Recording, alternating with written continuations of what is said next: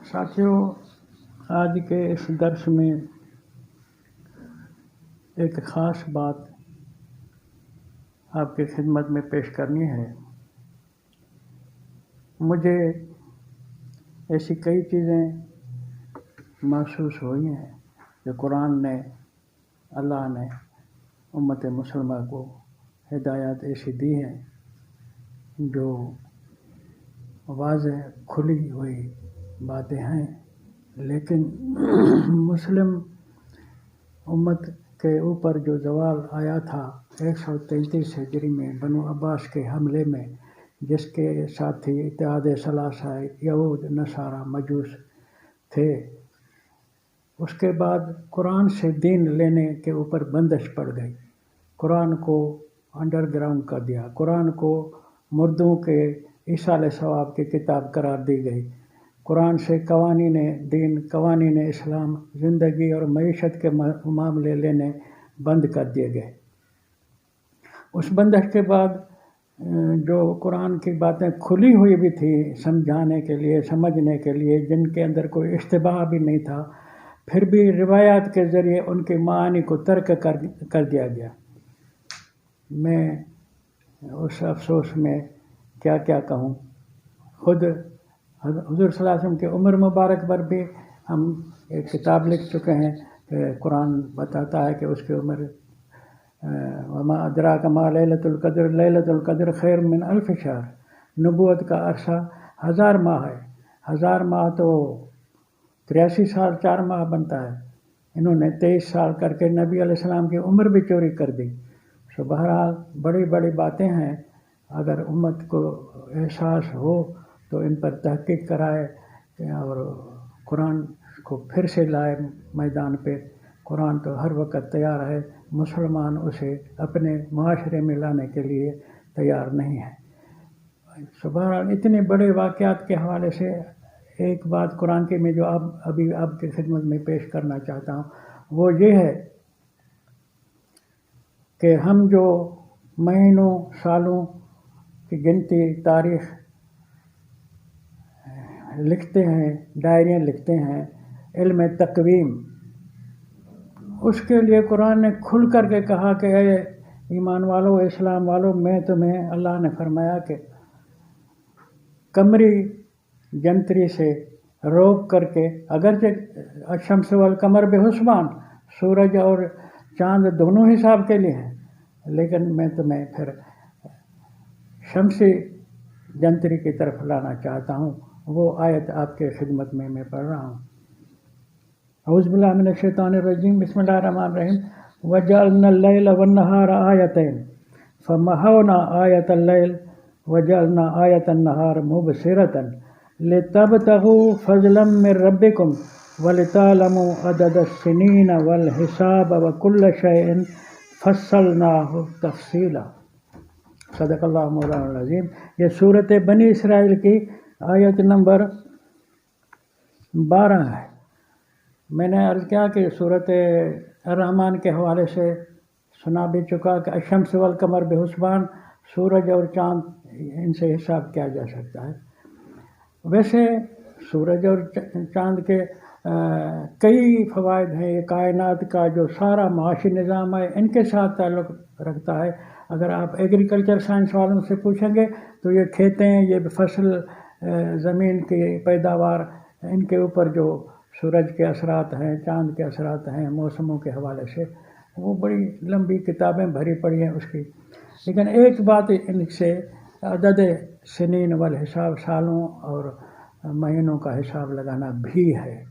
तो अल्लाह ने फरमाया कि ये वजअलना लैल वन्नहार आयतैन, हमने ये रात दिन कमरी और शमसी दोनों निशानियाँ रखी थी, लेकिन अब तुम्हारे लिए जो है मुसलमानों को अल्लाह ताला फरमा रहा है कि फमहौना आयतल लैल, तुम अब आइंदा के लिहाज से कमरी जंतरी को ख़त्म करो। लैल में चाँद होता है ना, तो चाँद कमर है, उसके लिए उसको अल्लाह ने कैंसिल कर दिया।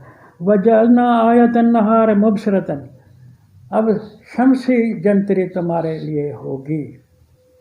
अब کتنی بات کھلی ہے قرآن کی. وجعلنا آیۃ النہار مبصرۃ لتبتغوا فضلا من ربکم. دنوں میں آپ اللہ کے فضل کی تلاش کرتے ہو، روزی کماتے ہو، دکانوں پر بیٹھتے ہو، کھیتوں میں جا کے کام کرتے ہو، تو یہ دن کے یعنی جنتری کو، سورج کے جنتری کو اب لِتَعْلَمُوا عَدَدَ السِّنِينَ وَالْحِسَابَ، اب آئندہ تم سالوں کی گنتی اور مہینوں کی گنتی اس شمسی جنتری کے ساتھ کیا کرو. یہ کھلے الفاظ ہیں قرآن کے. وَكُلَّ شَيْءٍ فَصَّلْنَاهُ تَفْصِيلًا. اللہ کہتا ہے میں ہر شے تفصیل کے ساتھ تمہارے پاس لاتا ہوں. اب بتاؤ کہ ہم اس شمسی جنتری کو جو اللہ نے صورت بنی اسرائیل کی آیت نمبر 12 میں ہمیں بتائی، اس کو ہم کہہ رہے ہیں بھئی انگریزی مہینہ کون سا ہے، بھئی انگریزی تاریخ کون سی ہے. مانا ہم اللہ کی دی ہوئی، قرآن کی دی ہوئی چیز کو اپنی نہیں کر رہے.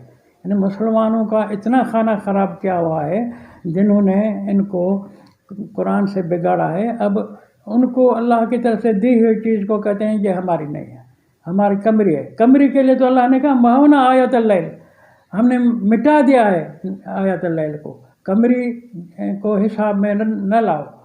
اور وَجَعَلْنَا النَّهَارَ مُبْصِرَةً، ہم شمسی جنتری آپ کے لیے دے رہے ہیں. اتنے کھلے الفاظ کے ساتھ بھی قرآن نے آپ کو شمسی جنتری کے حساب سے سالوں مہینوں کے حساب کرنے کو کہا ہے، پھر بھی ہم اس کے اوپر نہیں کرتے. یہ بات ہے ہمارے اندر قرآن سے یعنی غفلت کی، قرآن کو ہم سمجھتے نہیں ہو. میں ایک عرض کروں، یہ تو تمہیں کہا اللہ نے، ویسے سارا قرآن سب انسانوں کے لیے. ایک آیت میں عرض کروں، یہ انگریزوں نے لی ہے تو تمہاری چیز لی ہے، تم اپنی چیز کی مالکی نہیں کرتے ہو، زور یہ خود انگریزی جنتری ہے ہماری نہیں ہے. تو انگریزوں نے تم سے اور بھی بہت کچھ لیا ہے. میں نے کئی مثالیں لکھی بھی ہیں کہ یہ سارے انگریزوں کے جو ترقی یافتہ کام ہیں انہوں نے قرآن سے لیے ہیں. میں ایک بات کورٹوں کے حوالے سے بات کروں کہ قرآن میں ہے یا ایھا الذین آمنوا الشہادۃ بینکم اذا حضر احدکم الموت حین الوصیۃ اثنان ذوی عدل منکم او آخران من غیرکم ان انتم ضربتم فی الارض فاصابتکم مصیبۃ الموت تحبسونہما من بعد الصلاۃ فیقسمان باللہ ان ارتبتم لا نشتری بہ ثمنا ولو کان ذا قربی ولا نکتم شہادت اللہ انا اذا من العاصمین. اب یہ شاہدی کا بیان ہوا، لیکن اس میں ایک خاص بات مجھے عرض کرنی ہے. یہ ساری بات، یہ وصیت کوئی فرض ہے اسلام میں، قرآن میں، کہ آدمی جو مرنے کے اوپر آئے اور آثار سمجھے کہ میں ابھی مر رہا ہوں، مرنے والا ہوں، اس پر لازم ہے کہ اپنے متروکہ مال کے لیے وصیت کرے. اس حوالے سے یہ بات قرآن میں کہی گئی ہے. سورۃ مائدہ کی آیت نمبر جو ہے 106 ہے. اس میں جو آدمی کسی کو وصی بناتا ہے اس کے حوالے سے میں ساری بات آیت کی شاید یہاں نہ پیش کر سکوں. اس میں یہ ہے کہ اس کو 2 شاہدوں کو جو تم نے مقرر کیا ہے وہ شاہدی رجسٹر کراؤ. وہ شاہدی عدالت میں جا کے جج کے سامنے جا کے پیش کرو کہ ان کو میں نے وصیت کی ہے، وصیت کا تفصیل یہ ہے. پھر وہ جج کے سامنے جائیں گے تو وہاں الفاظ قرآن نے بتائیں اذا ضربتم فی الارض، اگر تم مسافری میں ہو، سفر میں ہو، وہاں تمہیں کورٹ کی سہولت نہیں ہے یا اپنے گھر کی طرح شاہدوں کا بندوبست نہیں ہے، تو تم کورٹ میں جاؤ اور ان ضربتم فی الارض فاصابتکم مصیبۃ الموت تحبسونہما من بعد الصلاۃ. ان 2 شاہدوں کو جو تم نے مقرر کیا ہے کہ یہ میری وصیت ہے، یہ بیان ہے، یہ شاہدی تم یاد کرنا، میں مر جاؤں تو اس طرح سے ورثہ میں تقسیم وصیت کے مال کو نکالنے کے بعد حوالے کرنا، تو من بعد الصلاۃ کا ہے. تم جاؤ کورٹ میں شاہدی رجسٹر کرانے، لیکن بعد الصلاۃ. اس کی معنی سارے مترجمین قرآن نے کی ہے کہ کورٹ میں نماز کے بعد یہ بیان ریکارڈ کرانا. اب یہ کیا تو کوئی کورٹ چل رہی ہے، کورٹ کی مرضی ہے من بعد صلاۃ. تو یہ معنی انہوں نے غلط کی ہے کہ نماز کے بعد جج ان سے بیان لے. صلاۃ کی معنی قرآن کے حوالے سے اصطلاحی لفظ ہے جس کی معنی ہے ڈیوٹی.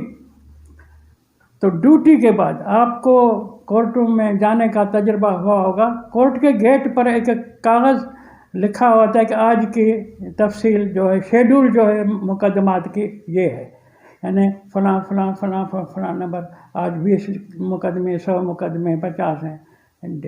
تو اب نیا کیس جو آیا ہے، نیا مقدمہ جو رجسٹر ہونے کے لیے آیا ہے، کوئی لے آیا ہے فریاد، تو وہ ان کے بیچ میں اس سے وصول نہ کرو. اس کی معنی یہ ہے کہ جو یومیہ روزانہ کے شیڈول کے مقدمات پہلے ان کو نمٹاؤ، اور جو نیا کیس آیا ہے اس کے لیے قرآن کہتا ہے تحبیسونہما، نئے کو روکے رکھو.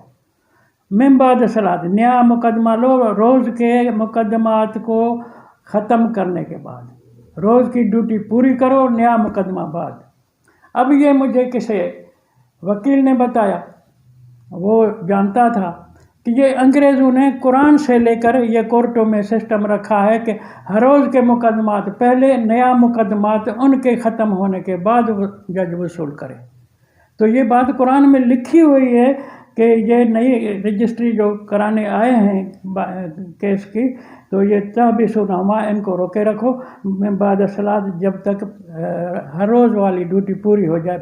فیقسمان، وہ آگے بیان ہے کہ کیا بیان دیں گے، کس طرح شاہدی دیں گے، کیا جج ان سے پوچھے گا، وہ موضوع ہمارے کے ساتھ تعلق نہیں. لیکن میں یہ کہنا چاہتا تھا کہ ساری دنیا میں یہ نظام چل رہا ہے کہ ہر روز کے مقدمات پہلے، نیا مقدمہ ان کے بعد میں جج وصول کرے. تو یہ بات قرآن میں لکھی ہوئی ہے. تو قرآن کی چیزیں انہوں نے چلائی ہیں، مسلمانوں نے تو اب کاپی کر رہے ہیں اس کی. ویسے سورج کے معاملے میں کہ یہ گنتی سالوں مہینوں کی، ابھی تک وہ قرآن کے خلاف کر رہے ہیں، جو قرآن نے خود کہا تھا کہ مہونا آیت اللیل، تمہارے لیے ہم نے قمری سسٹم کو ختم کر دیا ہے، اب گنتی کیا کرو سالوں کی، تو شمسی حساب سے کیا کرو. سو ہماری چیز ہے، ہم اس کو کہتے ہیں انگریزی تاریخ کیا ہے، انگریزی ماہ کیا ہے، اپنی چیز کو اپنا نہیں کر رہے. افسوس ہے ہمارے اوپر.